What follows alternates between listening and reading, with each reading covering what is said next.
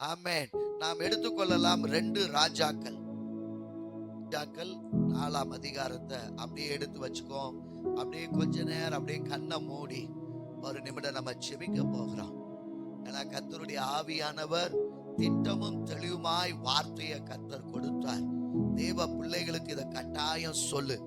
அதுவும் முக்கியமா பயப்படுகிற பிள்ளைக்கு சொல்லு. யாருக்கு சொல்லணுமா? பயப்படுகிற பிள்ளைகளுக்கு. பொருளாதாரத்தை குறிச்ச பயம், கடனை குறிச்ச பயம், வியாதியை குறிச்ச பயம், என்னென்னமோ பயம், எல்லாம் பயம் தொட்டி கொண்டு இருக்கிறது. தேவன் இன்னைக்கு அந்த பயத்தெல்லாம் நீக்கி போடணும். ஆண்டவர் சொல்றார், பயப்படாத. ஆண்டவர் சொல்றார், பயப்படாத. உன் பயத்தை எடுத்து போடும். சூழ்நிலையை கண்டு, உன் பிரச்சனையை கண்டு, உன் வியாதியை கண்டு, உன் பொருளாதாரத்தை கண்டு, என்னடா இப்படியே இருக்கிறோம், நமக்குள்ள ஒரு வளர்ச்சி வராதா, என் வாழ்க்கை இப்படியே துக்கத்துல முடிஞ்சிருமா, கண்ணீர்ல முடிஞ்சிருமா, இந்த தரித்திரத்துல முடிஞ்சிருமா, இந்த ஏழ்மையிலே போயிருமா, நான் இப்படிதான் இருக்க போறேனா? சில பேர் பழகிட்டீங்க, இப்படியே வாழ்ந்துருவோம், நம்ம இப்படியே இருப்போம். இல்ல, ஆண்டவர் உங்களை அப்படி வைக்கல. அல்லேலூயா. அதனால நீங்க பயப்படுறத நீக்கிட்டு, நான் கர்த்தரிடத்திலிருந்து பெற்றுக்கொண்டேன் என்ற அந்த நம்பிக்கை முதலாவது உங்களுக்கு வரணும். உங்களுக்கு கொடுக்கப்பட்ட கணவர் தேவனால் ஆயத்தப்படுத்தப்பட்டவர். உங்களுக்கு என்று கொடுக்கப்பட்ட குடும்பம் தேவனால் ஆயத்தப்பட்ட குடும்பம். உங்களுக்கு கொடுக்கப்பட்ட வேலை தேவனால் கொடுக்கப்பட்டது. உங்களுக்கு கொடுக்கப்பட்ட திறமை தேவனால் கொடுக்கப்பட்டது. உங்களுக்கு கொடுக்கப்பட்ட சம்பளம் தேவனால் கொடுக்கப்பட்டது. உங்களுக்கு கொடுக்கப்பட்ட வீடு தேவனால் கொடுக்கப்பட்டது. உங்களுக்கு கொடுக்கப்பட்ட சபை தேவனால் கொடுக்கப்பட்டது. உங்களுக்கு கொடுக்கப்பட்ட ஊழியக்காரர் தாயும் தகப்பனும் உங்களுக்கு தேவனால் கொடுக்கப்பட்டது. இது எல்லாமே தேவனால் கொடுக்கப்பட்டது. அப்புறம் ஏன் நீங்க பயப்படணும்? கர்த்தர் நிச்சயமாய் உங்களை ஆசீர்வதிப்பார். அல்லேலூயா. ஆண்டவரே, வார்த்தைய திட்டமும் தெளிவுமாய் கொடுத்திருக்கிறேன். எங்க பிள்ளைகள் இன்றைக்கு எழும்பட்டு ராஜா. தகப்பனே, உடைய கரத்துல நாங்கள் ஒப்பு கொடுக்கிறோம். ஆசீர்வதியும், எங்களோடு பேசும். பரிசுத்த ஆவியானவர் இடைப்படும். இயேசுவின் நாமத்தில் கேட்கிறோம் நல்ல பிதாவே, ஆமென். அல்லேலூயா. கர்த்தர் நல்லவர். இன்னைக்கு பிரசங்கத்தின் தலைப்பு என்னன்னு தெரியுமா? தேவனிடத்தில் பெற்றுக்கொண்டேன், நான் பயப்படேன். கர்த்தர் வார்த்தை கொடுத்தார். தேவனிடத்திலிருந்து பெற்றுக்கொண்டேன். நான் 2 ராஜாக்கள் 4ஆம் அதிகாரத்துல ஒரு குடும்பத்தை நான் பார்க்கிறேன். கர்த்தரிடத்தில் பெற்றுக்கொண்டபடியினால் அந்த குடும்பம் என்னெல்லாம் செய்தது, அந்த குடும்பம் எப்படி எழும்பிற்று என்று சொல்லியும், அந்த வார்த்தைகளை எப்படி கனப்படுத்தினார்கள் என்றும், சூழ்நிலை மத்தியிலும் அவர்கள் எப்படி தேவனை இருக பிடித்திருந்தார்கள் என்பதை பற்றி நாம் பார்க்க போகிறோம். ஆண்டவருடைய பிள்ளைகளாகிய நீங்கள் கூட ஞாயிற்றுக்கிழமை ஆராதனைக்கு வர்றீங்க, ஜெப நேரத்துக்கு வர்றீங்க, கான்ஃபரன்ஸ் காலில் கலந்து கொள்கிறீங்க. ஆனா சில நேரம் நம்முடைய வாழ்க்கையில சில சூழ்நிலை பார்த்து, சில பிரச்சனைகளை பார்த்து நாம் பயப்படுகிறோம். இன்னைக்கு அந்த பயமெல்லாம் தெளிவடையும்படி, பயத்தை நீங்க மேற்கொள்ளும்படி. சில நேரம் பயம் உங்களை மேற்கொண்டது. ஆனா இன்றைக்கு இந்த வார்த்தையின் மூலமா, இந்த செய்தி மூலமா பயத்துக்கே பயத்தை உண்டாக்குற அபிஷேகத்தை கர்த்தர் உங்களுக்கு தரப்போகிறார். எத்தனை பேர் விசுவாசிக்கிறீங்க? அல்லேலூயா, ஆமென். நைட்டெல்லாம் தூக்கமே வரல, கடன் தான் பாச முன்னாடி நிக்குது, என் தூக்கமே போச்சுன்னு. ஆனா நான் விசுவாசிக்கிறேன், அந்த கடன் எல்லாம் அடைக்கும்படி கர்த்தருடைய ஆவியான உங்களுக்கு உதவி செய்வார். அல்லேலூயா.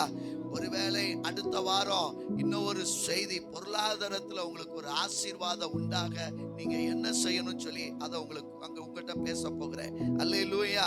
சோ இன்னைக்கு தேவனிடத்திலிருந்து பெற்றுக்கொண்டேன், நான் ஏன் பயப்படேன். அல்லேலூயா. 8, 9, 10 2 ராஜாக்கள்ல 4ஆம் அதிகாரத்துல 8, 9, 10 வாசிங்க பிரதர். பின்பு ஒரு நாள் எலிசா சூனேமுக்கு போயிருக்கும் போது அங்கே இருந்த கணம் பொருந்திய ஒரு ஸ்திரீ அவனை போஜனம் பண்ண வருந்தி கேட்டுக்கொண்டாள். அப்படியே அவன் பயணப்பட்டு வருகிற போதெல்லாம் போஜனம் பண்ணபடி அங்கே வந்து தங்குவான். அவள் தன் புருஷனை நோக்கி, இதோ நம்மிடத்தில் எப்பொழுதும் வந்து போகிற தேவனுடைய மனுஷனாகிய இவர் பரிசுத்தவான் என்று காண்கிறோம். நாம் மெத்தையின் மேல் ஒரு சிறிய அறை வீட்டை கட்டி அதில் அவருக்கு ஒரு கட்டிலையும் மேஜையையும் நாற்காலியையும் குத்து விளக்கையும் வைப்போம். அவர் நம்மிடத்தில் வரும் பொழுது அங்கே தங்கலாம் என்றாள். அல்லேலூயா. நான் வாசிக்கப்பட்ட இந்த வேத பகுதியில அந்த குடும்பம் செய்த முதல் காரியம் என்ன அப்படின்னு பாத்தீங்கன்னா, ஆசீர்வாதத்தை பெற்றுக்கொள்ள அவர்கள் செய்த காரியம் தேவனுடைய வார்த்தையை கனப்படுத்தினார்கள். அல்லேலூயா. நான் இப்படியா சொல்றேன், தேவனுடைய மனுஷன் தேவனுடைய வார்த்தையை பேசுகிறபடியினால் அவர்கள் கனப்படுத்தினார்கள். தேவனுடைய மனுஷனை கனப்படுத்தினார்கள். 3 காரியத்தை பார்க்கிறேன். முதலாவது 8வது வசனத்தில் இப்படியா சொல்லப்பட்டிருக்கிறது, அவர் சூனேமுக்கு வருகிற போதெல்லாம் அவர் வீட்டுல அவர் என்ன செய்வாரா, அங்கு அந்த அவங்க என்ன செய்வாங்க, உணவு சமைத்து கொடுப்பாங்க. அவர் அந்த ஊருக்கு வரும்போதெல்லாம் அங்க சாப்பிட்டு அவர் அப்புறம் ஊருக்கு போவாராம். அல்லேலூயா. சோ தேவனுடைய மனுஷனுக்கு உபகாரம் செய்தார்கள். 2வது பார்க்கிறேன், அவள் தம் புருஷனை நோக்கி அந்த சுனேமியால் சொல்லுகிறாள், நம்மிடத்தில் வந்து போகிற தேவனுடைய மனுஷர் இவர் பரிசுத்தவான். அல்லேலூயா, அல்லேலூயா. தேவனுடைய ஊழியக்காரர்களை அந்த அம்மா எப்படி பார்த்தாங்களா? பரிசுத்தவான். அவருடைய வார்த்தை பரிசுத்தமா இருக்கிறது. அவர் பேசுகிற வார்த்தை தேவனிடத்திலிருந்து வருகிறது. அல்லேலூயா. அவ்வளவு மகிமையான ஒரு மனுஷன் என்பதை தன்னுடைய கணவர்கிட்ட சொல்லுகிறார். அடுத்து 3வது காரியம், அவள் மெத்தையின் மேல் ஒரு சிறிய அறை வீட்டை கட்டி அதை அவருக்கு ஒரு கட்டிலையும் மேஜையும் நாற்காலியும் குத்து விளக்கை வைப்போம். அவரிடத்தில் நம்மிடத்தில் வரும்போதெல்லாம் அவர் அங்கே தங்கலாம். அல்லேலூயா. அவருக்கான வசதி வாய்ப்புகளை அந்த வீட்டார் ஏற்படுத்தி கொடுக்கிறாங்க. அல்லேலூயா, அல்லேலூயா. ஊழியக்காரர்களை கனப்படுத்துகிறவர்கள், ஊழியம் செய்கிறவர்களை கனப்படுத்துகிறவர்களை தேவன் கனப்படுத்துவார். அல்லேலூயா. அநேக நேரம் ஊழியர்களை குறித்து அங்கும் இங்குமான செய்திகளை கேட்போம். இன்னைக்கு பாத்தீங்கன்னா யூடியூப்ல நிறைய செய்திகளை கேட்கலாம். அவங்க அப்படி இவங்க இப்படின்னு யார் என்ன சொன்னாலும் வேதம் சொல்கிறது, தேவனுடைய ஊழியத்தை செய்கிற தேவனுடைய ஊழியக்காரர்களை நாம் கட்டாயம் கனப்படுத்த வேண்டும். அல்லேலூயா. கட்டாயம் கனப்படுத்தணும். உங்க வீட்டுக்கு கட்டாயம் ஊழியக்காரர்கள் வரணும். ஊழியக்காரர்கள் உங்க வீட்டுல வந்து ஜெபிக்கணும், உங்களை ஆசீர்வதிக்கணும். அல்லேலூயா. உங்க தாயும் தகப்பனும், உங்களுக்கு கொடுக்கப்பட்ட ஊழியக்காரா இருக்கிற உங்க தாயும் தகப்பனும் கட்டாயம் உங்க வீட்டுக்கு வரணும். அல்லேலூயா. அவர்கள் சொல்கிற வார்த்தை, அவங்க ஜெபிக்கும் போது கட்டாயம் அந்த ஆசீர்வாதத்தை பிள்ளைகள் சுதந்தரிக்கணும். ஆமென். இந்த சூனேமியாளை குறித்து பார்க்கும் பொழுது இங்க பார்க்கிறோம், அவர்கள் தேவனுடைய மனுஷனை கனப்படுத்தினார்கள், அவர்களுக்கு உபகாரம் செய்தார்கள், அவர்களை தங்களுடைய வார்த்தையினால கரெக்டா துல்லியமா தெளிவாய் பேசினார்கள். அவர்கள் பரிசுத்தவான் என்று. அல்லேலூயா. அதுக்கப்புறம் மேல் வீட்டு அறையில அவங்களுக்கு என்று ஒரு அறையை கட்டி எப்பொழுதுதான் நம்ம ஊருக்கு வராரோ அவர் அங்கு வந்து சாப்பிட்டு தங்கி ஓய்வெடுக்கும்படி அவருக்கு ஒரு அறையை உண்டு பண்ணினார்கள். அல்லேலூயா. எவ்வளவு ஒரு பெரிய ஆசீர்வாதம். நமக்கு ஆசீர்வாதம் எங்க தொடங்குதுன்னா தேவனுடைய ஊழியக்காரர்களை கனம் பண்ணுவதில். அல்லேலூயா. கட்டாயம் நம்ம கனம் பண்ணணுங்க. வேத வசனம் நமக்கு அருமையா கற்றுக் கொடுக்கிறது. நம்ம போன தடவை நம்ம வாசித்தோம் நினைக்கிறேன். மத்தேயு 10ஆம் அதிகாரத்தை எடுத்துக்கொள்ளுங்க. அதுல 11, 12, 13, 14 வாசிக்கலாம். மத்தேயு 10ஆம் அதிகாரம் 11, 12, 13, 14. வழிக்காக பையையாவது 2 அங்கிகளையாவது பாதரட்சைகளையாவது தடியையாவது தேடி வைக்க வேண்டாம். வேலையால் தன் ஆகாரத்துக்கு பாத்திரனாய் இருக்கிறான். எந்த பட்டினத்திலாவது கிராமத்திலாவது நீங்கள் பிரவேசிக்கும் போது அதிலே பாத்திரனானவன் யார் என்று விசாரித்து நீங்கள் புறப்படும் அளவும் அவனிடத்தில் தங்கியிருங்கள். ஒரு வீட்டுக்குள் பிரவேசிக்கும் போது அதை வாழ்த்துங்கள். அந்த வீடு பாத்திரமாய் இருந்தால் நீங்கள் கூறின சமாதானம் அவர்கள் மேல் வரக்கடவது. அபாத்திரமாய் இருந்தால் நீங்கள் கூறின சமாதானம் உங்களிடத்தில் திரும்ப கடவது. எவனாகிலும் உங்களை ஏற்றுக்கொள்ளாமலும் உங்கள் வார்த்தைகளை கேளாமலும் போனால் அந்த வீட்டையாவது பட்டினத்தையாவது விட்டு புறப்படும் பொழுது உங்கள் கால்களில் படிந்த தூசியை உதறி போடுங்கள். ஆமென். ஆண்டவருடைய வார்த்தை திட்டமும் தெளிவா சொல்லுகிறது. அவர் சீஷர்களை அவர் தேவனுடைய ராஜ்யத்தின் வார்த்தைய வீடுகளுக்கு சொல்லி அனுப்பும் போது, பட்டணத்துக்கு போகும்போது, கிராமங்களுக்கு போகும்போது இப்படி வாழ்த்துதல் சொல்லுங்க, சமாதானத்தை சொல்லுங்க. அந்த வீட்டை நீங்க என்ன செய்யுங்க? ஆசீர்வதிங்க. அந்த வீடு பாத்திரமா இருந்தா அந்த வீடு நிச்சயமா ஆசீர்வதிக்கப்படும். நீங்க என்னெல்லாம் வார்த்தை சொன்னீங்களோ அது அந்த வீட்டு மேல வரும். ஒருவேளை அபாத்திரமா இருந்தா நீங்க என்ன செய்யுங்க? உங்கள் கால்களை படிந்திருக்கிற தூசியை உதறி தள்ளி போட்டு, நான் இப்படியா சொல்லுகிறேன், தேவனுடைய ஆலயத்துக்கு வரும்போது, தேவ மனுஷர்களை கனம் பண்ணும்போது, அந்த வார்த்தைக்கு கீழ்ப்படியும் போது கட்டாயம் உங்க வீடுகள்ல ஆசீர்வாதம் வரும். அல்லேலூயா.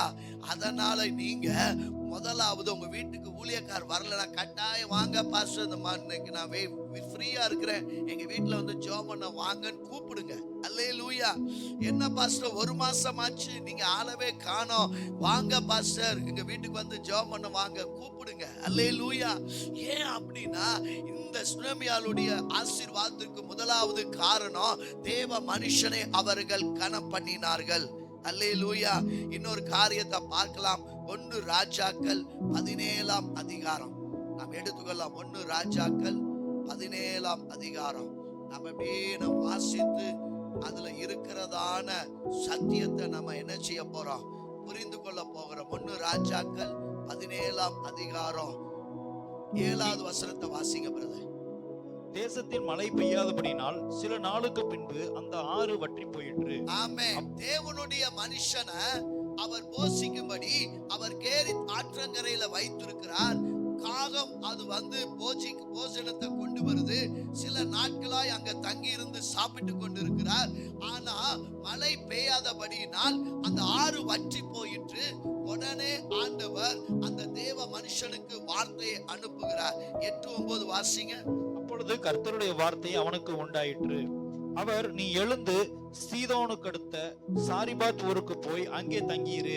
உன்னை பராமரிக்கும்படி அங்கே இருக்கிற ஒரு விதவைக்கு கட்டளையிட்டேன் என்றார். அல்லேலூயா. தேவனுடைய வார்த்தை சொல்கிறது, நீ சாரிபாத் என்ற அங்க ஊருக்கு போ, அங்கே உன்னை பராமரிக்கும்படி அங்கே இருக்கிற ஒரு விதவைக்கு கட்டளையிட்டேன் என்றார். அல்லேலூயா. நீங்க தொடர்ந்து அந்த பகுதியை வாசித்து பார்ப்பீர்களானால் அந்த சாரிபாத் ஊருக்கு போகிறாரு, அந்த விதவை வீட்டுக்கு போகிறாரு. அங்க என்ன நடக்குதுன்னா அந்த அம்மா விறகு பொறுக்கி கொண்டிருக்கிறா. அப்ப பார்த்து இவர் சொல்றாரு, எனக்கு கொஞ்சம் தண்ணி கொண்டு வான்னு. சரின்னு தண்ணி எடுக்க போகிறா. நீ என்ன செய்ய போற அப்படின்னு, கொஞ்சம் மாவு இருக்கு, நானும் என் மகனுக்கும் அது ஒரு நேரத்துக்கு தான் வரும், அதை நாங்க சாப்பிட்டு சில மணி நேரம் தான் வாழ போகிறோம், அதுக்கப்புறம் எங்களுக்கு சாப்பாடு கிடையாது, பட்டினியா சாக போகிறோம். அதனால இருக்கிறத நானும் என் மகனும் சாப்பிடும்படி 2 விறகை நான் பொறுக்கி கொண்டு போய் கொண்டிருக்கிறேன்னு சொன்னா. அதற்கு அவர் சொன்னாரு, சரி தண்ணி கொண்டு வா அப்படின்னு சொல்லிட்டு தண்ணி கொண்டு போக போது எனக்கு ஒரு சின்ன அடைய செஞ்சு கொண்டு வா. எப்படி இருக்கும் பாருங்க, சின்ன அடைய செஞ்சு கொண்டு. அவ இருக்கிற துயரத்தை சொல்றா, பரவாயில்ல எனக்கு கொண்டு வா அப்படின்றார். உடனே அந்த அம்மா என்ன செய்யுது, அவருடைய வார்த்தைக்கு கீழ்ப்படிச்சு சின்ன அடைய கொண்டு வரா. பஞ்ச காலம் முடிகிற வரைக்கும் அந்த கலசலத்துல இருந்த அந்த எண்ணெயும் பாத்திரத்துல இருந்த மாவும் குறையவே இல்லை. அவர்கள் அநேக நாள் அவளும் அவள் வீட்டாரும் அவர்களும் என்ன செய்தார்கள், சாப்பிட்டாங்க. அல்லேலூயா. நான் இந்த இடத்துல நான் பார்க்கிறேன், சாரிபாத் ஊருக்கு அனுப்பும் போது ஆண்டவர் சொல்றாரு, அங்கே தங்கிரு, உன்னை பராமரிக்கும்படி அங்க இருக்கிற ஒரு விதவைக்கு கட்டளையிட்டேன். அல்லேலூயா.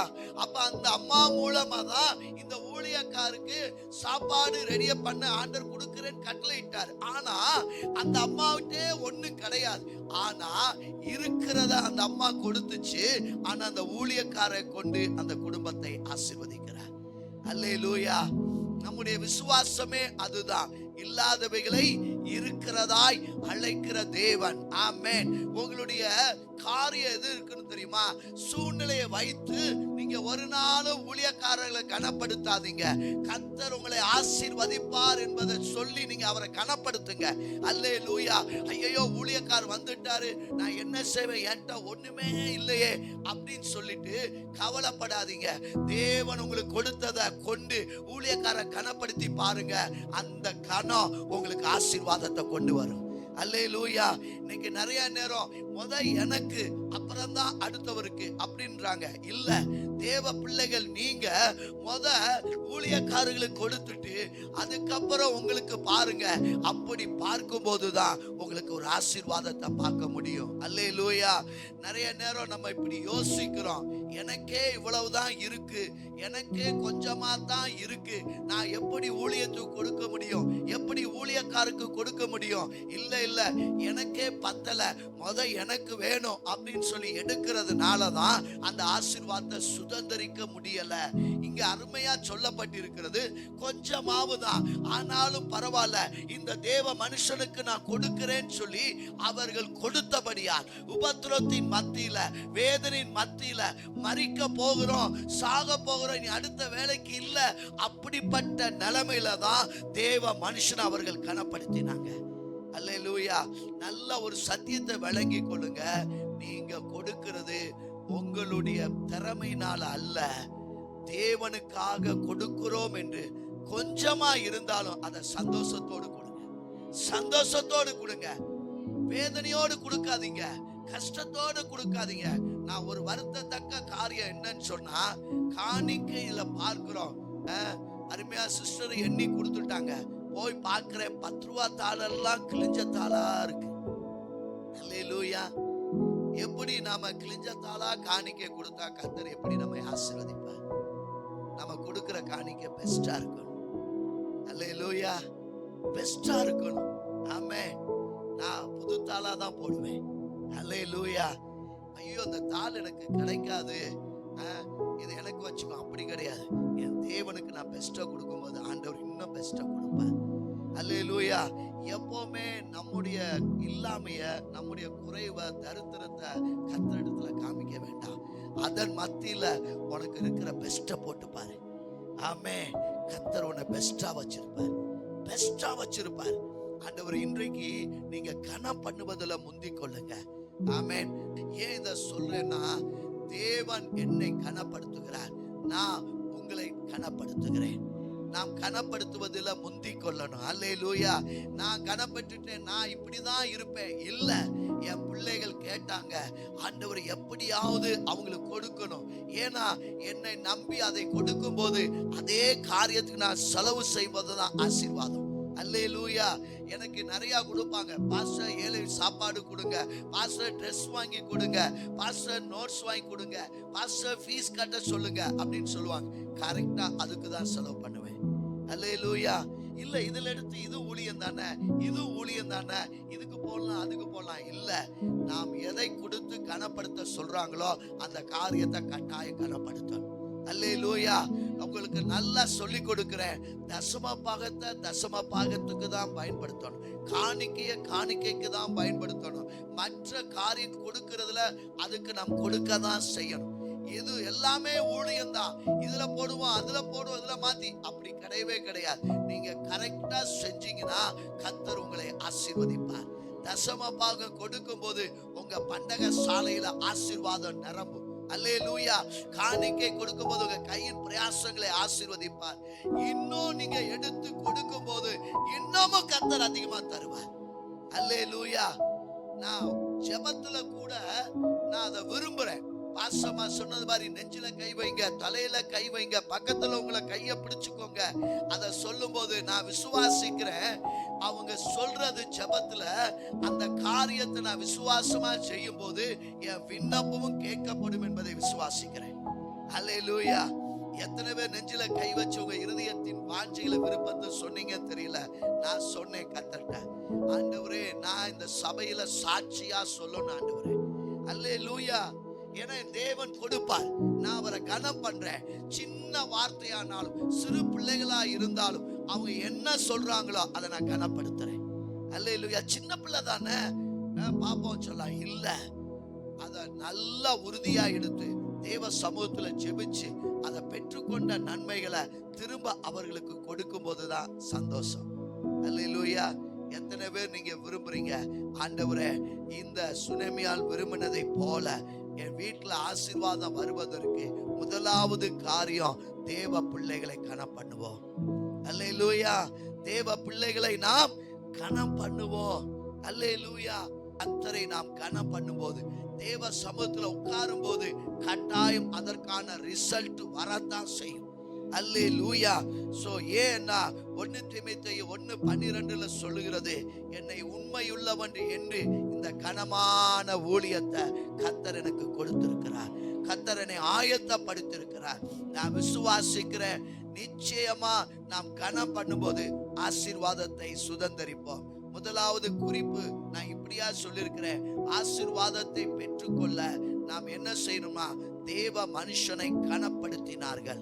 தேவ மனுஷனா தேவனுடைய வார்த்தை, அல்லேலூயா, கர்த்தருடைய வார்த்தையை கனப்படுத்தினாங்க. ஒருவேளை இந்த வார்த்தையை கேட்டுட்டு இருக்கும் போதே சில பேருக்கு தோணும், அப்படி கொடுக்கறனால மட்டும்தான் ஆசீர்வாதம் வருமா?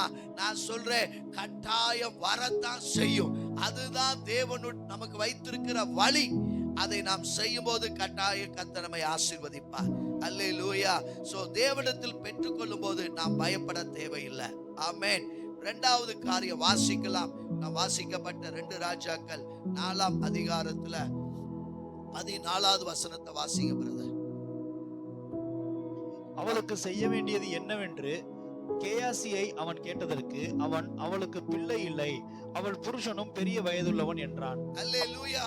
இந்த இடத்துல நான் பார்க்கிறேன், அவருக்கு உபகாரம் செய்தால் அவள் பரிசுத்தவான் என்று சொல்லி அவன் நல்ல ஒரு காரியத்தை சொல்றா. 3வது காரியம் பார்க்கிற, அவருக்கு நல்ல ரூம் கட்டி நல்லா தங்குவதற்கு வசதி செய்து கொடுக்கிறார். இப்ப தேவனுடைய மனுஷனுக்கு ஒரு வாஞ்ச, இவ்வளவு காரியம் செய்திருக்கா, இவளுக்கு நான் ஏதாவது ஒரு உதவி செய்யணும்பா அப்படின்னு சொல்லிட்டு அவர் கேட்கிறா, ஏதாவது ராஜாவிடத்துல பேச வேண்டியது இருக்கிறதா, அல்லது வேற ஏதாவது நான் செய்யணுமா அப்படின்னு சொல்லி அவ கேட்ட பொழுது அவர் சொல்றா, இல்ல ஒண்ணு வேண்டாம். நீங்க தொடர்ந்து அது வாசித்து பாத்தீங்கன்னா தெரியும். வாசிக்கலாமா? 15, 16, 17 வரைக்கும் வாசிங்க. அப்பொழுது அவன், அவளை கூப்பிடு என்றான். அவளை கூப்பிட்ட பொழுது அவள் வந்து வாசற்படியிலே நின்றாள். அப்பொழுது அவன், ஒரு பெரிய பிராண உற்பத்தி காலகட்டத்திலே ஒரு குமாரனை அணைத்துக் கொண்டிருப்பாய் என்றான். அதற்கு அவள், ஏது தேவனுடைய மனுஷனாகிய என் ஆண்டவனே, உமது அடியாளுக்கு அபத்தம் சொல்ல வேண்டாம் என்றாள். அந்த ஸ்திரீ கர்ப்பம் தரித்து எலிசா தன்னுடைய சொன்னபடி ஒரு உற்பத்தி கால திட்டத்தில் ஒரு குமாரனை பெற்றாள். அல்லேலூயா. நாம் இந்த வாசிக்கப்பட்ட வேத பகுதியில பார்க்கிறோம், எனக்கு தேவை ஒண்ணு வேண்டாம், எனக்கு எல்லா தேவைகள் இருக்கு, வசதிகள் இருக்குன்றா. அப்ப கேயாசிட்ட கேட்கிறார், அப்ப இந்த அம்மாக்கு, இந்த பொண்ணு, இந்த அம்மாக்கு என்னதான் தேவை அப்படின்னு கேட்டப்ப அவர் சொல்றாரு, அவள் புருஷன் வயது சென்றவனா இருக்கிறான், அவளுக்கு என்ன இல்ல, குழந்தை இல்ல அப்படின்னு சொன்ன உடனே அவளை கூப்பிட்டு வாசப்படி நிக்க வச்சு சொல்றாரு, அடுத்த உற்பத்தி காலகட்டத்துல நீ ஒரு குமாரனை பெறுவாய். அல்லேலூயா. அவ உடனே சொல்கிற வார்த்தை, என் ஆண்டவனே, உமது அடியாளுக்கு அபத்தம் சொல்ல வேண்டாம். அடுத்த வசனம் பார்க்க, அந்த ஸ்திரீ கர்ப்பம் தரித்த எலிசா தன்னுடைய சொன்னபடி ஒரு உற்பத்தி காலகட்டத்தில் ஒரு குமாரனை பெற்றாள். அல்லேலூயா. இந்த குடும்ப ஆசீர்வாதத்தை பெற தேவ மனுஷனை கனப்படுத்தினாங்க. நான் அதான் சொன்னேன், தேவனுடைய வார்த்தையை கனப்படுத்தினாங்க. 2வதுல பார்க்கிறோம், வார்த்தையை கனப்படுத்தினால் வார்த்தை அவனுடைய வாழ்க்கையில ஆசீர்வாதத்தை கொண்டு வந்தது. அல்லேலூயா. தேவ மனுஷனை கனப்படுத்துறது, தேவனுடைய வார்த்தையை கனப்படுத்துறீங்க. யார் ஒருத்தர் கர்த்தருடைய வார்த்தையை கனப்படுத்த ஆரம்பிக்கிறீங்களோ அந்த வார்த்தை உங்களுடைய வாழ்க்கையில ஆசீர்வாதத்தை கொண்டு வரும். ஒரு ஆமென், ஒரு அல்லேலூயா. நல்ல ஒரு கைத்தட்டு கொடுக்கலாமா? நல்லா அல்லேலூயா, அல்லேலூயா. யார் ஒருவர் வார்த்தையை கனப்படுத்த ஆரம்பிக்கிறீங்களோ அந்த வார்த்தை உங்க வாழ்க்கையில ஆசீர்வாதத்தை கொண்டு வரும். சத்தியம் நமக்கு திட்டமும் தெளிவா சொல்கிறது. யோவான் 15ஆம் அதிகாரம் 5வது வசனத்தை வாசிங்க சிஸ்டர். யோவான் 15:5. நானே திராட்சை செடி, நீங்கள் கொடிகள். ஒருவன் என்னிலும் நான் அவனிலும் நிலைத்திருந்தால் அவன் மிகுந்த கனிகளை கொடுப்பான். என்னை அல்லாமல் உங்களால் ஒன்றும் செய்யக்கூடாது. அல்லேலூயா. அருமையா சொல்லுது பாருங்க. சத்தியம் திட்டமும் தெளிவா சொல்லுது. நானே திராட்சை செடி, நீங்கள் கொடிகள். ஒருவர் என்னிலும் நான் அவனிலும் நிலைத்திருந்தால் அவன் மிகுந்த கனிகளை கொடுப்பான். செடி ஏசப்பா, அந்த கொடிகள் நாம. ஏசப்பாவோடு நாம் இணைந்திருக்கும் போதுதான் நம்முடைய வாழ்க்கையில கனி கொடுக்க முடியும். எப்படி ஒரு திராட்சை ஒரு கனி கொடுக்கணும்னா அது செடியோடு இணைந்திருந்தாதான் கனி கொடுக்க முடியும். அதே மாதிரிதான் உன் வாழ்க்கையில ஆசீர்வாதத்தை சுதந்தரிக்க, திருமணம் என்ற ஆசீர்வாதத்தை சுதந்தரிக்க, குழந்தை பாக்கியத்தை சுதந்தரிக்க, வேலை என்ற ஆசீர்வாதத்தை சுதந்தரிக்க நீ யாரோடு இருக்கணும்னா தேவனோடு இருக்க வேண்டும். தேவனோடு இருக்கிற மனுஷன் தான் ஆசீர்வதிக்கப்படுவான். அல்லேலூயா. நான் இப்படியா சொல்கிறேன், யார் ஒருத்தர் தேவனோட வார்த்தையை அடையாளப்படுத்த விரும்புறீங்களோ நீங்க கட்டாயம் ஆசீர்வாதத்தை சுதந்தரிப்பீங்க. ஆமென். அல்லேலூயா. அப்ப வார்த்தை எவ்வளவு முக்கியம் பாருங்க. நீங்க வார்த்தையை நீங்க கனப்படுத்துறீங்களா, ஆண்டவர் நிச்சயமா உங்களை கனப்படுத்துவார். இன்னொரு காரியம் பாருங்க, அதே அதிகாரத்துல யோவான் 15:7 வாசிங்க சிஸ்டர். நீங்கள் என்னிலும் என் வார்த்தைகள் உங்களிலும் நிலைத்திருந்தால் நீங்கள் கேட்டுக்கொள்வது எதுவோ அது உங்களுக்கு செய்யப்படும். அல்லேலூயா. ஆமென். உங்களுடைய ஜெபம் கேட்கப்படணும்னா இங்க சொல்லப்பட்டிருக்கிறது, நீங்கள் என்னிலும் என் வார்த்தை உங்களில் நிலைத்திருந்தால் நீங்கள் கேட்டுக்கொள்வது எதுவோ அது உங்களுக்கு செய்யப்படும். நிச்சயமா என் நாமத்தினால எதை கேட்டாலும் அதை நான் உங்களுக்கு செய்வேன் என்று சொன்னவர் உங்களுடைய வாழ்க்கையில வார்த்தை ஜீவனா இருக்க வேண்டும். வார்த்தை உங்களோடு கூட இருக்க வேண்டும். ஆமென். அல்லேலூயா. இவங்க வார்த்தையை விடல, அந்த மனுஷனை விடல. எப்பெல்லாம் வீட்டுக்கு வந்தாங்களோ அவங்களை கனப்படுத்தினபடினால அந்த ஆசீர்வாதம் அவங்களுக்கு குழந்தையை கொண்டு வந்தது. அல்லேலூயா. நம்ம நிறைய நேரம் ஆசீர்வதிங்க ஆண்டவரே, ஆசீர்வதிங்க ஆண்டவரே ஜெபிக்கிறோம். ஆனா ஆசீர்வாதத்தை சுதந்தரிப்பதற்கு என்ன வழினா வார்த்தையில வளரணும். வார்த்தையை நீங்க கனப்படுத்தணும், வார்த்தையை உள்வாங்கி கொள்ளணும். அல்லேலூயா. சோ வார்த்தையை எவ்வளவு நீங்க உள்வாங்கி கொள்கிறீங்களோ அப்பொழுது உங்களுடைய ஆவிக்குரிய வளர்ச்சியில மாற்றங்கள் வரும். ஆமென். கோபம் வராது, எரிச்சல் வராது, கெட்ட வார்த்தை வராது, விட்டு கொடுக்கிற இருதயம் வந்துடும். ஏன்னா அந்த வார்த்தை உங்களுக்குள்ள போய் கனி கொடுக்க கூடாதபடி இருக்கிற எல்லா தடைகளும் சுத்தமாக்கும், பரிசுத்தமாக்கும். அல்லேலூயா. பரிசுத்தமாக ஆக உங்களுக்குள்ள என்ன ஆகும்னா கனிகள் உண்டாக ஆரம்பிக்கும். அல்லேலூயா. எத்தனை வருஷமா அந்த அம்மா குழந்தை இல்லாங்கன்னு தெரியல, ஆனா தேவ மனுஷன் சொன்னாரு, அடுத்த உற்பத்தி கட்டத்துல உனக்கு ஒரு குழந்தை பாக்கியம், ஒரு குமாரனை பெறுவா. சொன்ன மாதிரியே குமாரன் பிறந்துட்டார். அல்லேலூயா. ஆமென். நீங்க விசுவாசிங்க, வார்த்தையை கனப்படுத்துங்க. தேவனுடைய மனுஷனுடைய வார்த்தையை சுனேமியால் வாழ்க்கையில் காத்திருந்த அந்த ஆசீர்வாதத்தை கொண்டு வந்தது போல நான் விசுவாசிக்கிறேன். இன்றைக்கு உங்க வாழ்க்கையில பல நாட்களாய் நெடுநாளாய் காத்திருக்கிற காரியம் வார்த்தையினாலதான் அந்த ஆசீர்வாதம் வரப்போகுது. ஆமென். அல்லேலூயா. நான் வேதத்துல பார்க்கிறேன், யாரெல்லாம் வார்த்தையை கனப்படுத்தலையோ அவங்க வாழ்க்கையில கேள்விக்குறியா இருந்துச்சா. 1 சாமுவேல் 2ஆம் அதிகாரம் 30வது வசனத்தை பாருங்க. 1 சாமுவேல் 2:30. ஆகையால் இஸ்ரவேலின் தேவனாகிய கர்த்தர் சொல்லுகிறதாவது, உன் வீட்டாரும் உன் பிதாவின் வீட்டாரும் என்றைக்கும் என் சந்நிதியில் நடந்து கொள்வார்கள் என்று நான் நிச்சயமாய் சொல்லி இருந்தும் இனி அது எனக்கு தூரமாய் இருப்பதாக. என்னை கனம் பண்ணுகிறவர்களை நான் கனம் பண்ணுவேன், என்னை அசட்டை பண்ணுகிறவர்கள் கனஈனப்படுவார்கள் என்று கர்த்தர் சொல்லுகிறார். அல்லேலூயா. என்னை கனம் பண்ணுகிறவர்களை நான் கனம் பண்ணுவேன், என்னை அசட்டை பண்ணுகிறவர்கள் கனஈனப்படுவார்கள். ஏன்னா அவர் எதிர்பார்த்தார், அவரும் அவர் வீட்டாரும் அவரை நம்பி அவரை சார்ந்திருப்பாங்க அப்படின்னு நம்பிதான் ஏலிக்கு ஊழியத்தை கொடுத்தார். இஸ்ரவேல் ஜனங்கள் அவர்கள் காணிக்கைகளை கொண்டு வந்து அவர்களிடத்தில் கொடுத்தார்கள். அந்த காணிக்கையினால அவர்கள் நல்ல ஆசீர்வாதமாய் நல்லா என்ன செஞ்சாங்க, ஆசீர்வாதம் உள்ளவர்களாய் இருந்தாங்க. ஆனா அவர்கள் செய்த காரியம் கர்த்தருக்கு பிரியமில்லாமல் இருந்தது. தேவன் எதை செய்யக்கூடாது என்று சொன்னாரோ அதை செய்தார்கள். அல்லேலூயா. நம்முடைய வாழ்க்கையில ஆசீர்வாதம் முக்கியம். ஆனா ஆசீர்வாதம் வந்த பிறகும் கூட கர்த்தருடைய வார்த்தையை நாம் கனப்படுத்தணும். கர்த்தருடைய வார்த்தையை விட்டு விலகிடக்கூடாது. இவர்கள் விலகிட்டாங்க பாருங்க. நல்லா வந்த பிறகு இவங்களுக்குள்ள என்ன ஆயிடுச்சுன்னா, எங்களுக்கு போகதான் மிச்சம். அல்லேலூயா. பலி செலுத்த வேண்டிய இடத்துல பலி செலுத்துறதுக்கு முன்னாடியே தங்களுக்குரிய பங்கை அவர்கள் அவங்களிடத்திலிருந்து எடுத்துக்கொண்டாங்க. அப்ப பலி செலுத்த வந்தவங்க சொன்னாங்க, கொஞ்ச நேரம் கொஞ்சம் பொறுங்க, பலி செலுத்துகிறோம், அதுக்கப்புறம் நீங்க எல்லாத்தையும் எடுத்துக்கலாம்னு சொல்லி கேட்டாங்க. அவங்க என்ன செய்யல, கேட்கல. பலி செலுத்துவதற்கு முன்னாவே அவங்களுக்கு உரிய பொருட்களை எடுத்ததினால அவர்கள் ரொம்ப மனநோவா இருந்தாங்க. அது மாத்திரமல்ல, பலி செலுத்த வந்த பெண்களிடம், கோயிலுக்கு வந்த பெண்களிடம் தவறாய் நடந்து கொண்டார்கள்.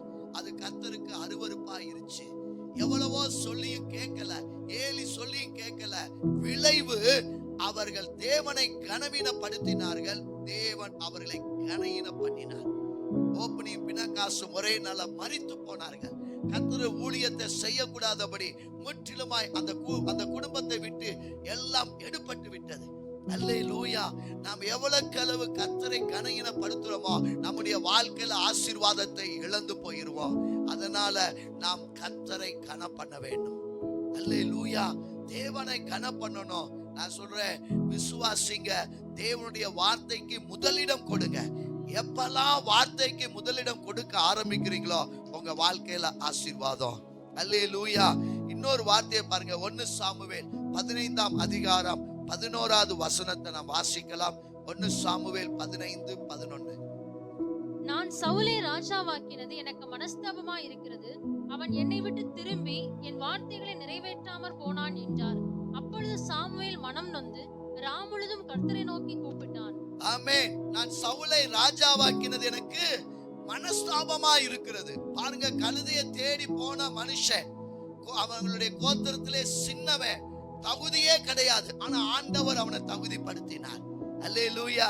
இன்னைக்கு நீங்களும் நானும் எவ்வளவு அழகா உட்கார்ந்து ஆராதனையில கர்த்தரை ஆராதிக்கிறோம். இது கர்த்தர் கொடுத்த தகுதி.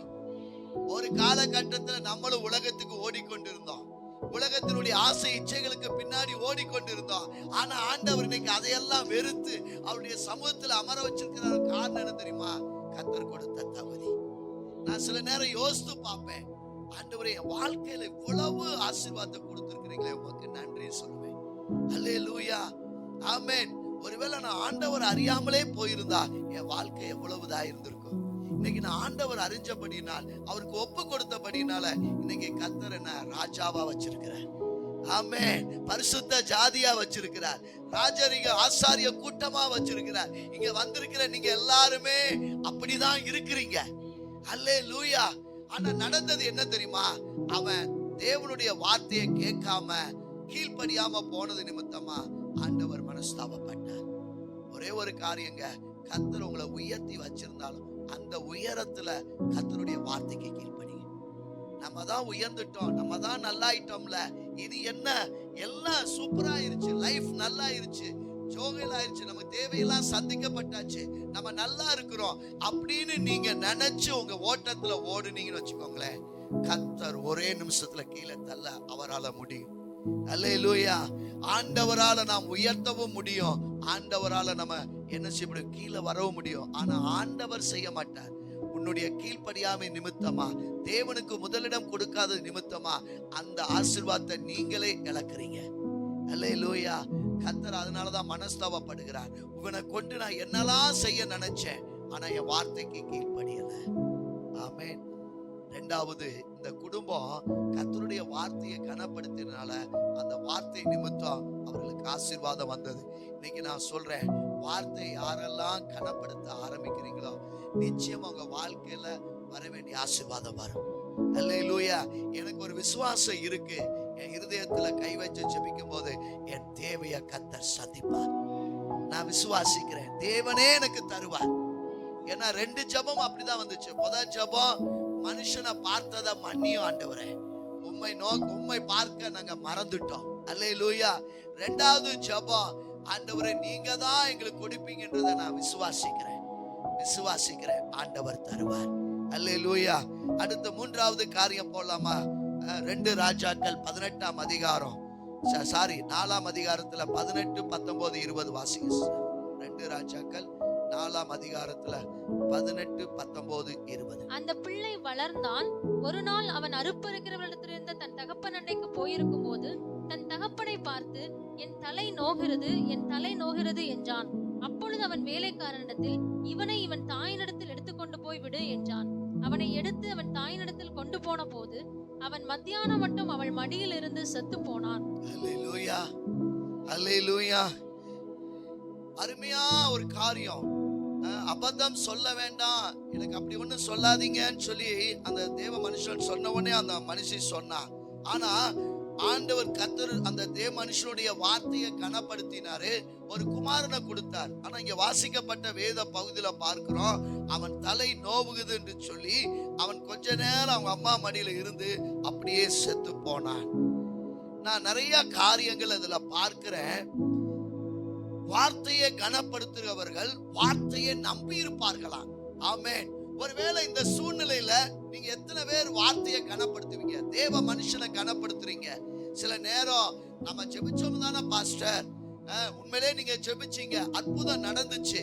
ஆனா இப்ப அந்த அற்புதத்தை காணமே, பிரச்சனையை தானே பாக்குறேன், நான் மறுபடி எப்படி ஆலயத்துக்கு வர முடியும், நான் மறுபடி எப்படி உங்க ஜெபத்துல நான் இணைய முடியும்?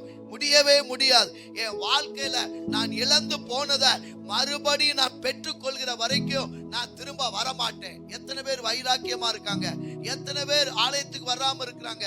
எத்தனை பேர் பைபிள் வாசிக்காம இருக்கிறாங்க? எத்தனை பேர் ஜெபிக்காம இருக்கிறாங்க? காரணம், சூழ்நிலையை கண்டு பயந்து போய் இருக்கிறாங்க. அல்லேலூயா. சூழ்நிலையை கண்டு பயந்து போயிருக்கிறாங்க. நான் இப்படி சொல்றேன், இந்த சூழ்நிலையில நீங்க வார்த்தையை நம்பினாதான் ஜெயத்தை பெற முடியும். அல்லேலூயா. வார்த்தையை கனப்படுத்துகிறவர்கள் தான் வார்த்தையை நம்பி இருப்பார்கள். யாரெல்லாம் வார்த்தை மேல நம்பிக்கை இல்லாம இருக்கிறாங்களோ கட்டாயம் அவங்க விழுந்து போயிருவாங்க. நான் இந்த இடத்துல பார்க்கிறேன், பாருங்களேன், 21, 22 வாசிங்க. அப்பொழுது அவள் ஏறி போய் அவனை தேவனுடைய மனுஷன் கட்டிலின் மேல் வைத்து அவன் வைக்கப்பட்ட அறையின் கதவை பூட்டி கொண்டு போய் தன் புருஷனிடத்தில் ஆள் அனுப்பி, நான் சீக்கிரமாய் தேவனுடைய மனுஷன் இருக்கும் இடம் மட்டும் போய் வரும்படிக்கு வேலைக்காரரில் ஒருவனையும் ஒரு கழுதையையும் எனக்கு அனுப்ப வேண்டும் என்று சொல்ல சொன்னாள். இறந்த உடனே அவ செய்த காரியம், கூச்சலிடல, அழுகல, பக்கத்து வீட்டுக்காரங்களை கூப்பிடல. நம்மளா இருந்தா என்ன செஞ்சிருப்போம்? நம்ம சத்தம் அந்த தெருவுக்கே கேட்டிருக்கோம். ஐயோ என் பையன் போயிட்டான் போயிட்டான் போயிட்டான்னு கத்திருப்போம். ஆனா அவ செய்த ஒரு காரியம், தன் மகனை தூக்கி கொண்டு மேல் வீட்டறையில அந்த தேவ மனுஷன் தங்கின கட்டில போட்டுட்டு தன் கணவருக்கு போன் பண்ணி, ஒரு வேலைக்காரனையும் ஒரு கழுதையை அனுப்பு, நான் தேவ மனுஷத்துல போகணும். அல்லேலூயா, அல்லேலூயா. வார்த்தையை நம்புகிறவர்கள் தேவனை நோக்கி பார்ப்பார்கள்.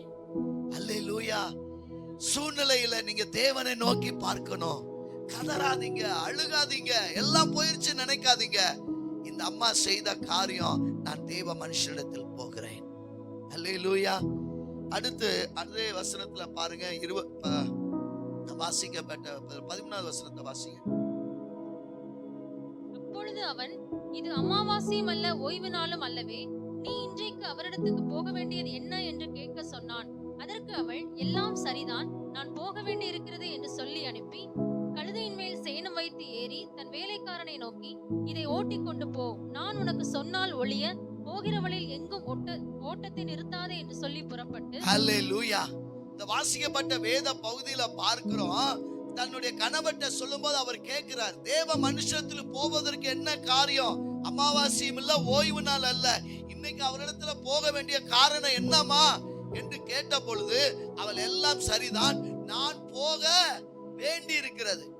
நம்ம நினைச்சிருவோம், கூறுகட்ட மனுஷா, பிள்ளை செத்து போச்சியா, நான் அந்த மனுஷனை பார்க்க போறேன், நீ என்ன இந்த கேள்வி கேட்டுட்டு இருக்க, இப்பெல்லாம் டைம் இல்லைன்னு சொல்லியிருப்போம். ஆனா அவ என்ன சொன்னா, நீ எல்லாம் சொல்றது சரிதான், ஆனாலும் நான் தேவ மனுஷனை போய் பார்க்கணும். அல்லேலூயா. ஆமென்.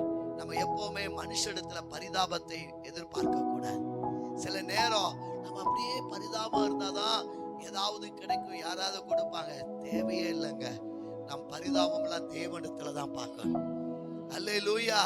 நம் பரிதாபம் தேவனிடத்துல தான் நம்ம பார்க்கணும், தேவனை நோக்கி பார்க்கணும். நம்ம கண்ணீரும் நம்முடைய முழங்காலும் தேவனுக்கு நேரா தான் இருக்கணும்.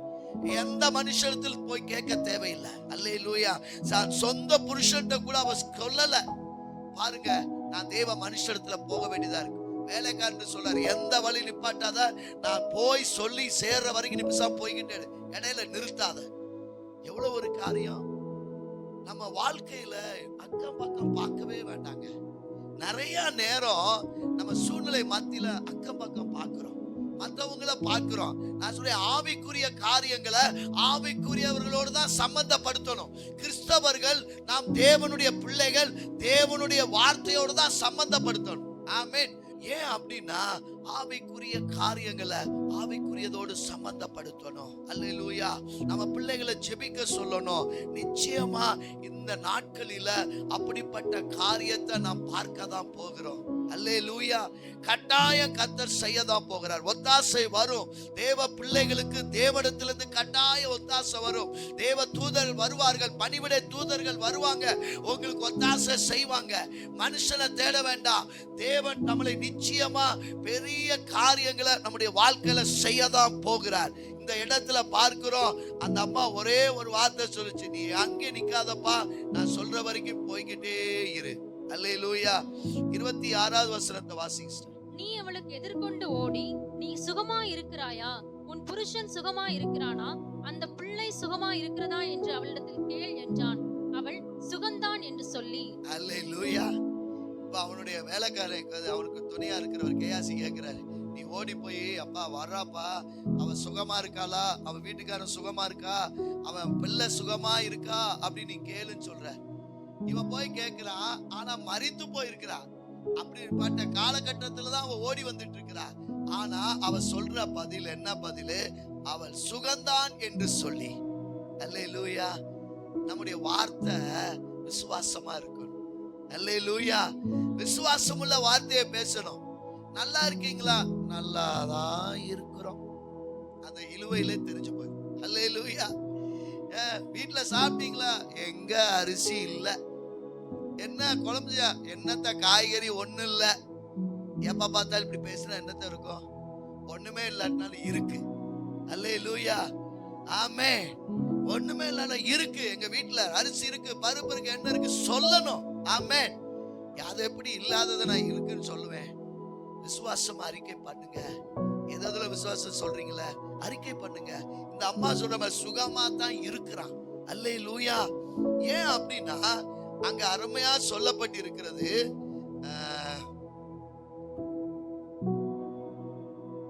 27ல பின்னாடி வாசிங்களா சிஸ்டர். தேவனுடைய மனுஷன் அவளை தடுக்காதே, அவள் ஆத்துமா துக்கமா இருக்கிறது, கர்த்தர் அதை எனக்கு அறிவியாமல் மறைத்து வைத்தார் என்றான். அல்லேலூயா. தேவ மனுஷன் சொல்றாரு, அவ ஆத்துமா துக்கமா இருக்கிறது, அதை எனக்கு ஆண்டவர் என்ன செஞ்சிட்டாரு? மறைச்சு வச்சிருக்கிறாரு. அல்லேலூயா. ஆமென். தேவன் எவ்வளவு அருமையான பாருங்களேன். உங்களை என்னையும் பயங்கரமா டெஸ்ட் பண்ணுவார். அல்லேலூயா. நான் விசுவாசத்துல தான் இருக்கிறேன்னா டெஸ்ட் பண்ணுவார். ஆமென். அல்லேலூயா. நான் விசுவாசம். நேத்து நான் பஸ் காசு மட்டும் தான் கொண்டு போனேன். என் மனைவிட்ட கேட்டேன், ஏதாவது பஸ் காசு இருக்கா அப்படின்னு கேட்டேன். எப்ப பார்த்தாலும் என்கிட்ட இருந்தே காசு வாங்கிறீங்க. ஏன்னா அப்பப்ப கொடுத்து வாங்கிடுறது. நான் என்ன செய்வேன்? நான் ஒரு விசுவாசம், ஆண்டவரே திரும்ப வருவதற்கு நீங்க பஸ் காசு கொடுப்பீங்க. அல்லேலூயா. போற வரைக்கும் ஒருத்தரும் கொடுக்கல, ஆனா ஒருத்தங்க காணிக்கை கொடுத்தாங்க. அதுக்கு முன்னாடி ஒரு சின்ன பிள்ளை ஒரு காணிக்கை கொடுத்தாங்க. அல்லேலூயா. ஆமென். அந்த அப்படியே அதை வச்சு காணிக்கை வச்சு பஸ் காசுக்கு வந்துட்டோம். ஆமென். சில நேரம் நாங்க 2 வீலர்ல போவோம். போறதுக்கு மட்டும்தான் பெட்ரோலுக்கு இருக்கும். எனக்கு தெரியாது வரும்போது பெட்ரோல் இல்ல, என்ன செய்யறது? ஃபாஸ்டிங் பிரேயர் தானே போறோம். கர்த்தர் ஒரு அற்புதத்தை செய்வார். அவர் தான் சொல்லியிருக்கார், போகிற வழிக்கு அப்பையாவது எதையும் கொண்டுட்டு போகாதீங்கன்னார். அல்லேலூயா. நிச்சயமா போயிருக்கிறோம், சுத்தமா இருக்காது. போற வரைக்கும், அந்த வீட்டுல போற வரைக்கும் பெட்ரோல் இருக்கும். ஆனா எனக்கு என்னன்னா ஜெபம் தடையாக கூடாது. போயிருவேன், ஜெபிச்சிருவேன். ஆனா யாராவது ஒருத்தர் காணிக்கை கொடுத்துருவாங்க. அல்லேலூயா. அதான் நான் பார்த்தேன், என் ஆண்டவர் எவ்வளவு அருமையான ஆண்டவர். அல்லேலூயா.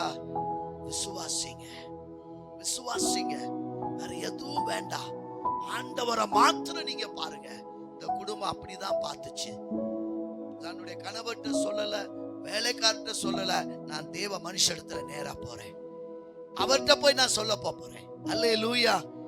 பாருங்க 27, 28 வாசிங்க சிஸ்டர். அப்பொழுது அவள், நான் என் ஆண்டவரிடத்தில் ஒரு குமாரனை வேண்டும் என்று கேட்டதுண்டா? எனக்கு அபத்தம் சொல்ல வேண்டாம் என்று நான் சொல்லவில்லையா என்றாள். ஏயா, எனக்கு வேணாம் தானே சொன்னேன், நீ தானே சொன்னீங்க குமாரன் கொடுப்பேன்னு. கர்த்தர் கொடுத்துட்டாரு. ஆனா இப்படி சொல்லி எனக்கு இந்த மாதிரி நிலைமையாச்சுன்னு சொல்லிட்டு 30வது வசனத்தை வாசிங்க சிஸ்டர். பிள்ளையின் தாயோ, நான் உம்மை விடுகிறதில்லை என்று கர்த்தரின் ஜீவனையும் உம்முடைய ஜீவனையும் கொண்டு சொல்லுகிறேன் என்றாள். அப்பொழுது அவன் எழுந்திருந்து அவள் பின்னே போனான். ஹல்லேலூயா. பிள்ளையின் தாய் என்ன செஞ்சானா, நான் உம்மை விடுகிறதில்லை என்று அங்க சொல்லப்பட்டிருக்கிறது. கர்த்தரின் ஜீவனையும் உம்முடைய ஜீவனையும் கொண்டு சொல்லுகிறேன் என்றால், அப்பொழுது அவள் எழுந்திருந்து அவன் பின்னே போனாள். அல்லேலூயா. நான் உம்மை விட போறதே இல்லப்பா. நீங்க சொல்லுங்க, கர்த்தாவே நான் உம்மை விட போறதில்ல. என்னை ஆசீர்வதிக்கிற வரைக்கும் உம்மை விட போறதில்ல. என் குடும்பத்தில் அற்புதம் நடக்கிற வரைக்கும் உம்மை விட போறதில்ல. ஆண்டவரே, உம்மை விட்டால் எனக்கு வேற வழி கிடையாது. என் ஜீவனை கொண்டு ஆண்டவரே நான் சொல்லுகிறேன், கர்த்தருடைய ஜீவனை கொண்டு சொல்லுகிறேன், அந்த தாய் சொன்னதை போல உம்மை நான் விடுகிறதில்லை. அல்லேலூயா. இதுதாங்க வார்த்தையை கனப்படுத்துறது. ஆமென். வார்த்தையை கனப்படுத்தினவர்கள் வார்த்தையை நம்பி இருப்பார்களா? பாருங்க, வார்த்தையை நம்புகிறவர்கள் வார்த்தையை தந்த தேவனை மாத்திரம் நோக்கி பார்ப்பார்கள். ஆமென். அல்லேலூயா. நான் பார்க்கும்போது ஒரு காரியத்தை கர்த்தர் எனக்கு கற்றுக் கொடுத்தாரு. இந்த அற்புதத்துல நான் நிறைய வார்த்தையை உங்களுக்கு பிரசங்கம் பண்ணியிருக்கிறேன். மத்தேயு 14ஆம் அதிகாரத்துல 19வது வசனத்தை வாசித்து பாருங்க. மத்தேயு 14:19. அப்பொழுது அவர் ஜனங்களை புல்லின் மேல் பந்தியிருக்க கட்டளையிட்டு அந்த 5 அப்பங்களையும் அந்த 2 மீன்களையும் எடுத்து வானத்தை அண்ணாந்து பார்த்து, போதும் சிஸ்டர், வானத்தை அண்ணாந்து பார்த்து 5 அப்பத்தையும் 2 மீனையும் கொண்டு அவர் என்ன செஞ்சாரா? யாரிடத்துல முறையிடல. அவர் நேரா என்ன செஞ்சாரு? அத்தனை பேர் இருக்கிறாங்க. நம்மனா என்ன செஞ்சிருப்போம்? அப்பத்தை எடுத்து இதை எப்படா பிச்சு பிச்சு கொடுத்தாலும் ஒருத்தனுக்கு பத்தாது. 2 மீன் இருக்கு, எவனுக்கு மண்டைய கொடுக்க, எவனுக்கு வாழை கொடுக்க, அப்படிதான் நினைச்சிருப்போம். ஒருவேளை இவனுக்கு வாழை கொடுத்தா நம்மளை அடிச்சிருவானா அப்படிலாம் நினைச்சிருக்கிறோம். அல்லேலூயா. அதனாலதான் ஆண்டவர் பார்த்தாரு, வானத்தை அண்ணாந்து பார்த்தாரு. 5 அப்பம் 2 மீன் தான் இருக்கும். பிதாவே இதை ஆசீர்வதியும். ஏன் அப்படின்னா அவர் பிதாவிடத்திலிருந்து வந்தபடியினால பிதாவை அண்ணாந்து பார்த்தார். அல்லேலூயா. நாம இன்னைக்கு அண்ணாந்து பார்க்கணும். இயேசுவை மாத்திரம் பார்க்கணும். உன்னுடைய பிரச்சனைய, உன்னுடைய காரியத்தை, உன் குறைவை நீ கையில வச்சு என்ன செய்யணும்? எந்த மனுஷனை பார்த்து பத்தல, அப்பா பத்தல, அண்ணே பத்தல, ஏதாவது குடு அப்படி மனுஷனை பார்க்காம தேவன் அண்ணாந்து பாரு. தேவனே என்னை ஆசீர்வதியும் கேளு. அல்லேலூயா. அண்ணாந்து பார்த்து கர்த்தர் ஜெபித்தபடினால், பிதாவை நோக்கி பார்த்தபடினால அவங்க சாப்பிட்டது போக 12 கூடை நிறைய எடுத்தாங்க. நான் விசுவாசிக்கிறேன், வார்த்தையை நம்புகிறவர்கள், வார்த்தையின்படி நடக்கிறவர்கள், வார்த்தையை கனப்படுத்துகிறவர்கள், வார்த்தையை நம்பினபடினால் அவர்களுக்கு ஆசீர்வாதம் வந்தது. அல்லேலூயா. அந்த ஸ்திரீ அவ்வளவே தேவ மனுஷனை நம்பி இருந்தார். தேவனுடைய வார்த்தையை கனப்படுத்தினா, இயேசு கிறிஸ்து எப்படி பிதாவை நோக்கி பார்த்தாரோ அதே போல இன்றைக்கு நீங்களும் நானும் அப்பாவை நோக்கி பார்க்கணும். அல்லேலூயா. தயவு செய்து வேற யாரையும் நோக்கி பார்க்காதீங்க. கடன் அவன் கொடுக்கறான், இவன் கொடுக்கறான். இன்னைக்கெல்லாம் செல்போன்லயே வருது, இத்தனை லட்சம் வேணுமா கடன் சொல்லி கூப்பிட்டே கொடுக்குறாங்க. அல்லேலூயா. நமக்கு தேவையே இல்லை. ஆண்டவர் வசனத்தை கொடுத்திருக்கிற, ஆபத்து நாட்களை என்னை நோக்கி கூப்பிடு. அல்லேலூயா. ஆண்டவரை நோக்கி கூப்பிட்டா போதும், ஆண்டவர் அற்புதம் செய்வார். ஆமென். அதனால இன்னைக்கு தயவு செய்து போங்க, உங்க வீட்டுல என்ன குறைவு இருக்குதோ அதை ஆண்டவருக்கு நேரா நோக்கி கேளுங்க. ஆமென். நான் விளையாட்டா சொல்றேன், என் மனைவி அடிக்கடி அரிசி இல்லப்பான்னு சொல்லுவா. நான் சொல்லுவேன், மொட்டை மாடிக்கு போ, ஆண்டவரை நோக்கி அண்ணாந்து பார், ஆண்டவர் கொடுப்பார். அல்லேலூயா. அவ சொல்லுவா, வாங்க 2 பேருமே சேர்ந்து போவோம். எப்படி இருக்கும் பாருங்க. அல்லேலூயா. என்னை மட்டும் அனுப்புறார், நீங்களும் வாங்க அப்படின்னுவா. அல்லேலூயா. ஏன் அப்படின்னா நாம் கர்த்தரை நோக்கி பார்க்கிற போதுதான் ஆசீர்வாதம். அல்லேலூயா. அதனால இன்னைக்கு நல்லா தெரிந்து கொள்ளுங்க, இந்த குடும்பம் கர்த்தரை நோக்கி பார்த்தது. கடைசியா தான் கர்த்தர் என்னோடு அதிகமாய் பேசின வார்த்தை நான் உங்களோடு கூட பகிர்ந்து. 2 ராஜாக்கள் 4ஆம் அதிகாரத்துல 32வது வசனத்தை வாசிங்க சிஸ்டர். எலிசா வீட்டிற்குள் வந்தபோது இதோ அந்த பிள்ளை அவன் கட்டிலின் மேல் செத்து கிடந்தான். அப்படியே வாசிங்க தொடர்ந்து. உள்ளே போய் தங்கள் இருவருக்கும் பின்னாக அவன் கதவை பூட்டி கர்த்தரை நோக்கி வேண்டுதல் செய்து கிட்டே போய் தன் வாய் பிள்ளையின் வாயின் மேலும் தன் கண்கள் அவன் கண்களின் மேலும் தன் உள்ளங்கைகள் அவன் உள்ளங்கைகளின் மேலும் படும்படியாக அவன் மேல் குப்புற படுத்துக் கொண்டான். அப்பொழுது பிள்ளையின் உடல் அனல் கொண்டது. அவன் எழுந்து அறை வீட்டில் இங்கும் அங்கும் உலாவி திரும்ப கிட்ட போய் அவன் மேல் குப்புற படுத்தான். அப்பொழுது அந்த பிள்ளை 7 தரம் தும்மி தன் கண்களை திறந்தான். அப்பொழுது அவன் கேயாசியை கூப்பிட்டு, அந்த சுனேமியாளை அழைத்து கொண்டு வா என்றான். அவளை அழைத்து கொண்டு வந்தான். அவள் அவனிடத்தில் வந்தபோது அவன், உன் குமாரனை எடுத்துக்கொண்டு போ என்றான். அல்லேலூயா, ஆமென். பிரச்சனை வார்த்தையின் மேல் போட்டார்கள், வார்த்தை பிரச்சனையை மாற்றியது. அல்லேலூயா. இந்த இடத்துல நான் எலிசாவை நான் வார்த்தையா அடையாளப்படுத்துகிறேன். அல்லேலூயா. ஏன் அப்படின்னா இங்க அற்புதத்தை பாருங்களேன். முதலாவது கர்த்தரை நோக்கி விண்ணப்பம் செய்யறாரு. அப்புறம் வாய் கண் உள்ளங்கை படுகிற மாதிரி குப்புற படுக்கிறாராம் அந்த பிள்ளை மேல. அப்ப அனல் கொள்ள ஆரம்பிக்குது. திரும்ப 2வது தடவையும் அந்த வாய் கண் உள்ளங்கை படுகிற மாதிரி அவர் என்ன செய்யறார்? குப்புற படுக்கிறார். அதுக்கப்புறம் என்ன நடக்குது? 7 தரம் அவர் தும்மி கண்களை திறக்கிறார். அந்த பெண் உயிரோடு எழும்புறார். அல்லேலூயா, அல்லேலூயா. எலிசாவை நான் வார்த்தையா பார்க்கிறேன். வார்த்தை பிள்ளை மேல் பட்டது, பிள்ளை உயிரடைந்தது. எசேக்கியேல் 37ஆம் அதிகாரத்துல பாத்தீங்கன்னா உலர்ந்த எலும்புகளை பார்த்து தேவன் தீர்க்க தரிசனம் உரைக்க சொல்லுகிறார். அந்த உலர்ந்த எலும்புகளை பார்த்து சொல்றாரு, இந்த எலும்புகள் எல்லாம் ஒன்று கூடட்டும், இதன் மேல் தசை நரம்புகள் இணையட்டும் அப்படின்னு சொன்ன பொழுது அது எல்லாம் கூடி இணைந்தது. அதற்குள்ள ஜீவ சுவாசத்தை ஊதுன்னு சொல்லி தீர்க்க தரிசனம் உரைத்த போது அது ஒரு சேனையாய் எழும்பிற்று. அல்லேலூயா, ஆமென். இன்றைக்கு கர்த்தருடைய ஆவியானவர் சொல்லுகிறார், உலர்ந்த எலும்புகளை போன்று இருக்கிற உங்க பிரச்சனைய வார்த்தையில போடுங்க. வார்த்தைய மேல அந்த பிரச்சனைய போடுங்க. நிச்சயமா அது உயிர் அடையும். இதுக்கு எனக்கு ஒரே ஒரு அடையாளமா கர்த்தர் கொடுத்த வார்த்தை என்ன தெரியுமா? என்ன பாஸ்டர் ஒரு மாதிரி சொல்றீங்களேன்னா அதுதான் உண்மை. 2 ராஜாக்கள் 13ஆம் அதிகாரத்துல 21வது வசனத்தை வாசிங்க சிஸ்டர். 2 ராஜாக்கள் 13:21. அப்பொழுது அவர்கள் ஒரு மனுஷனை அடக்கம் பண்ண போகையில் அந்த தண்டை கண்டு அந்த மனுஷனை எலிசாவின் கல்லறையில் போட்டார்கள். அந்த மனுஷனின் பிரேதம் அதிலே விழுந்து எலிசாவின் எலும்புகளின் மேல் பட்டபோது அந்த மனுஷன் உயிரடைந்து தன் கால்களை ஊன்றி எழுந்திருத்தான். அல்லேலூயா. அடக்கம் பண்ணப்பட்ட எலிசா மரித்து போயிட்டாரு. அவர் அடக்கம் பண்ணிட்டாங்க. ஆனா அந்த இடத்துல இன்னொரு மனுஷனை செத்து போனவனை அடக்கம் பண்ண வந்தாங்க. அந்த அடக்கம் பண்ண மனுஷனை எலிசா அடக்கம் பண்ண அந்த இடத்துல அந்த மனுஷனை போட்டாங்க.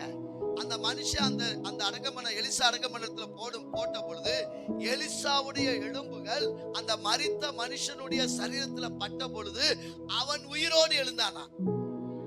அல்லேலூயா, அல்லேலூயா. எவ்வளவு ஒரு வல்லமா பாத்தீங்களா? தேவ மனுஷனுடைய சரீரத்துல மரித்து போனாலும் அவருடைய வல்லமை மறிக்கவில்லை. ஒரு மனுஷனுடைய எலும்புகள் ஒரு மனுஷனை உயிரோடு எழுப்ப முடியுமானால் நீங்களும் நானும் நம்புகிற கர்த்தருடைய வார்த்தை நம்முடைய வாழ்க்கையில மரித்து போன உயிரற்ற நிலைமையில இருக்கிற எல்லா சூழ்நிலைகளும் இயேசுவின் நாமத்தினால் உயிர் அடையும். அல்லேலூயா, அல்லேலூயா. விசுவாசிங்க. நான் தேவனிடத்திலிருந்து பெற்றுக்கொண்டபடியினால் நான் பயப்பட மாட்டேன். சூனேமியா சொல்ல, இது தேவன் கொடுத்த பிள்ளை, தேவ மனுஷன் மூலமாய் கொடுத்த பிள்ளை, அவருடைய வார்த்தை மூலமா பிறந்த பிள்ளை. கர்த்தர் எனக்கு கொடுத்தார். நிச்சயமா கர்த்தர் தான் அந்த பிள்ளையை உயிரடைய செய்வார் என்று விசுவாசித்து அவரவே நோக்கி பார்த்தார். இன்னைக்கு மரித்து போன உங்கள் காரியம், மரித்து போன உங்க சுகம், இனி வாழ முடியாது என்ற பிரச்சனைய தேவனுடைய வார்த்தையின் மேல போடுங்க, அவைகள் உயிரடையும். பிரச்சனையை வார்த்தையின் மேல் போட்டார்கள், வார்த்தை பிரச்சனையை மாற்றியது. இன்னைக்கு ஒரே ஒரு காரியம் சொல்லி உங்களுக்கு கொடுக்கிறேன். தேவனிடத்தில் பெற்றுக்கொண்ட நீங்க பயப்படாதீங்க. நீங்கள் நானும் ஆண்டவரால் மீட்கப்பட்டவர்கள், அவருடைய இரத்தத்தினால விலை கொடுத்து வாங்கப்பட்ட பிள்ளைகள். ஆண்டவர் நம்மளை அப்படியே விட்டு விடுவதற்காக வைக்கல. இந்த உலகத்துல உபத்திரம் உண்டு, பாடுகள் உண்டு, கஷ்டங்கள் உண்டு, வேதனை உண்டு, நெருக்கங்கள் உண்டு. ஆனாலும் திடன் கொள்ளுங்கள், நான் உலகத்தை ஜெயித்தேன், நீங்களும் ஜெயிப்பீர்கள். அல்லேலூயா. மரண பரியந்தம் நான் உன்னை நடத்துவேன் கர்த்தர் வாக்குத்தத்தம் பண்ணியிருக்கிறார். உங்களை என்னை கர்த்தர் கைவிடுவதற்காக அல்ல, நாம் உயிரடைந்து அநேகரை உயிரடைய செய்யும்படியாய் கர்த்தர் நம்மளை வைத்திருக்கிறார். இங்க இருக்கிற எல்லா எலும்புகளும் உயிரடைகிற எலும்புகள். நீங்க அநேக உயிரற்ற மரித்து போனவைகளை உயிரடைய செய்ய வைக்க போகிறவர்கள். கர்த்தர் அப்படிப்பட்ட அபிஷேகத்தை உங்க குடும்பத்தில் வைத்திருக்கிறார். நீங்க எழும்புங்க, அநேகரை எழுப்புகிறவர்களாய் மாற்ற பண்ணுங்க. கர்த்தர் உங்களை ஆசீர்வதிப்பார். சோ இந்த நாட்கள்ல கர்த்தர் எனக்கு சொன்ன வார்த்தை இதுதான். இந்த குடும்பம் எப்படி வார்த்தையை கனப்படுத்தியதோ அதே போல நீங்க கனப்படுத்துங்க. தேவ மனுஷனை கனப்படுத்தினாங்க, அதன் நிமித்தமா அவங்க வாழ்க்கையில ஆசீர்வாதம் வந்தது. பெற்றுக்கொண்ட ஆசீர்வாதம் தவறும் போது அவர்கள் வார்த்தையைத்தான் நம்பினாங்க. ஆசீர்வாதத்தை பார்த்துட்டு ஓடல, வார்த்தையை நம்பினாங்க. அந்த வார்த்தை அந்த மனுஷன் மேல், அந்த குமாரன் மேல விழுந்தது. அவன் உயிர் அடைந்தான். நிச்சயமா நீங்களும் உயிர் அடைவீர்கள். கர்த்தரை மாத்திரம் நோக்கி பாருங்க, கர்த்தர் பெரிய காரியங்களை செய்வார். ஆமென். அல்லேலூயா.